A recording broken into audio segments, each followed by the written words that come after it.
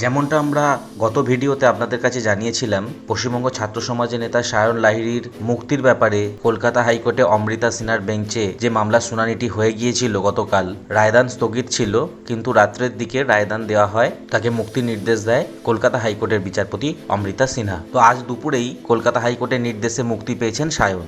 যেমনটা আমরা গত ভিডিওতে জানিয়েছিলাম, পশ্চিমবঙ্গ ছাত্র সমাজের নবান্ন অভিযানে গোলমালের অভিযোগে গ্রেপ্তার হয়েছিল ওই সংগঠনের অন্যতম আহ্বানকারী সায়ন লাহিড়ী। তাকে ছেড়ে দেওয়ার নির্দেশ দিয়েছিল কলকাতা হাইকোর্ট। শনিবার দুপুর 2টোর মধ্যে তাকে ছেড়ে দেওয়ার নির্দেশ দিয়েছিলেন তিনি। আদালতের নির্দেশ মতো মুক্তি পেয়েছেন সায়ন। এরই মধ্যে উচ্চ আদালতের নির্দেশকে চ্যালেঞ্জ করে সুপ্রিম কোর্টে দ্বারস্থ হলো রাজ্য সরকার। কেন সায়নকে গ্রেপ্তার করা হয়েছিল তা নিয়ে শুক্রবারই বিচারপতি সিনহার একক বেঞ্চে প্রশ্নের মুখে পড়তে হয়েছিল রাজ্যকে। রাজ্যের তরফে আদালতে জানানো হয়েছিল, নবান্ন অভিযান কর্মসূচির ডাক দিয়েছিলেন সায়ন। ওই কর্মসূচিতে পুলিশের কোনো অনুমতি ছিল না। এরপরও জমায়েত হয়েছে, মিছিলও হয়েছে। বিচারপতি সিনহার এজলাসে রাজ্যের যুক্তি ছিল ওই কর্মসূচি কোনোভাবেই শান্তিপূর্ণ ছিল না।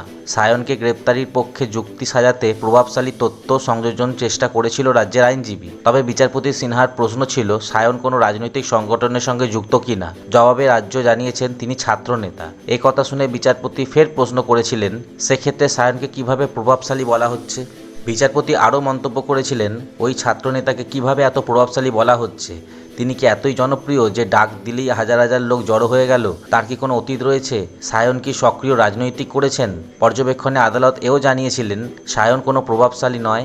নবান্ন অভিযানে গোলমালের ঘটনায় গ্রেপ্তারির আগে সায়নের বিরুদ্ধে কোনো অভিযোগ নেই, সে কথাও উঠে এসেছিল আদালতের পর্যবেক্ষণে। রাজ্যের যুক্তি ছিল সায়ন প্ররোচনামূলক বক্তব্য দিয়েছিলেন। তবে রাজ্যের যুক্তি টেকেনি বিচারপতি সিনহার এজলাসে। ধৃত সায়নের মুক্তির নির্দেশ দিয়েছিল হাইকোর্ট।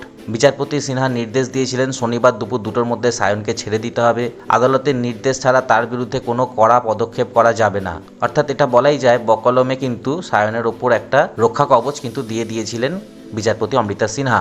সেই নির্দেশকে চ্যালেঞ্জ করে এবার সুপ্রিম কোর্টে দ্বারস্থ হয়েছে রাজ্য সরকার। সুতরাং জামিনে আপাতত মুক্তি পেলেও স্বস্তি মিলছে না এখনই। তো বন্ধুরা, এই ছিল একটি শর্ট প্রতিবেদন যা আপনাদের সামনে আমরা শেয়ার করলাম। পরবর্তী কোনো নিউজের আপডেট আসলে অবশ্যই আমরা আপনার সামনে আবার নিয়ে আসবো।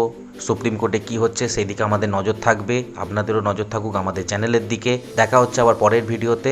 নমস্কার।